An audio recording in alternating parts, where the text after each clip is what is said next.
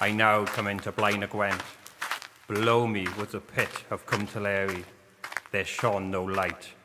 The hollow was edged in mist, and the Teleri River flowed. Wrecked walls and chimneys of the disused farms rose up above me like wounds in a blanket of white.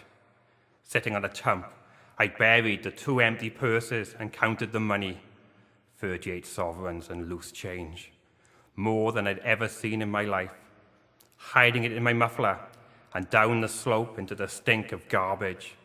In the distance, a baby was crying, and through broken walls drifted dogs like ghosts, refuge piles, and eyes glimmered from corners. The whispers of living beings came through shattered windows, voices crucified by batons, whips, and worse.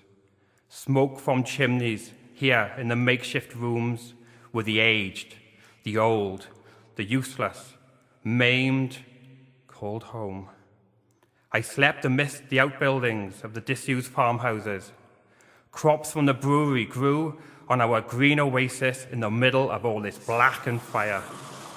With the tyrants, the ironmasters, having everyone working, men, women, and children, I could send my children to the school, but I would have to pay for the privilege, education and starvation. We all worked down the pit for tokens to spend at the company shop. I contemplated suicide.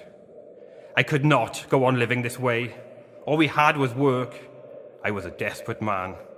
I had stolen from an army officer.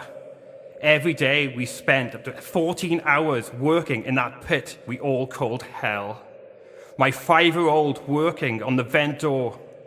I could not explain how I felt, but I was at the point of deepest despair, starving, drinking rejected ale from the brewery, paid in tokens at the inn every 4 to 6 weeks.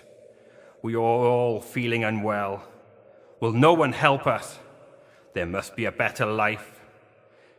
Here there lived the debtors who owed no debt, standard guardians of misery, the old who had built the Iron Empire and become worked out, the men of strength whose joints were dry, the women's breasts had vanished in the muscles of underground hauling.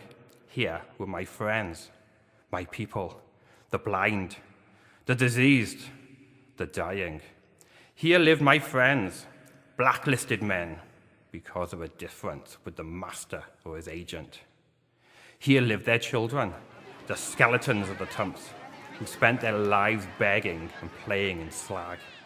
I found my mother standing in a doorway, bareheaded, her shawl low over her shoulders, face pale, her eyes hollows and shadows. She called to me. I went past her, smashed, flogged. I couldn't believe that he had arrested Henry Vincent. Why? He had done nothing wrong. He handed in our petition to Parliament, the People's Charter. Rising up from this green and pleasant land, from the base plate, grotesque arms that caught the moon, the winding here going round, more souls going down into hell. Looking at the stars, the candle flickers in the draught, past shadows, the piles of bricks, slag, and this light I saw my younger brother, clutching at the floor and sleeping. I saw my sister against the sooted wall, with her baby in her arms, awake, her eyes tired and empty. I saw my wife, lying with the blankets on her stomach. Her face was wet with sweat and tears, hair tangled. As I knelt, her face cold and blue with the pain within her as he clutched her hands and bit at them, whipping and gripped me, shaking with fear down my spine as part of my soul died. I saw the mountain. The baby turned. She was expecting. The baby is due. I left them, seeking oblivion, into the workers' yard, the tram line away, into the wilderness. My wife and family, I couldn't let them see me like this. Explosions of pain, shivering.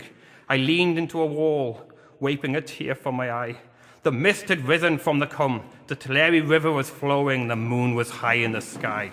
Above the coity bringing the rain, the ruins into deeper darkness. I did not know how long I stood there, with outstretched hands. Why, God, why? My mum came over. I think for a while I hear her whispering, but my sister drew her away. And there was no place for me there. Things had to change. I gave Mam the money and told her to go to Carmarthen, back to farming. I had made up my mind. I was going to follow John Frost to Newport. Things had to change.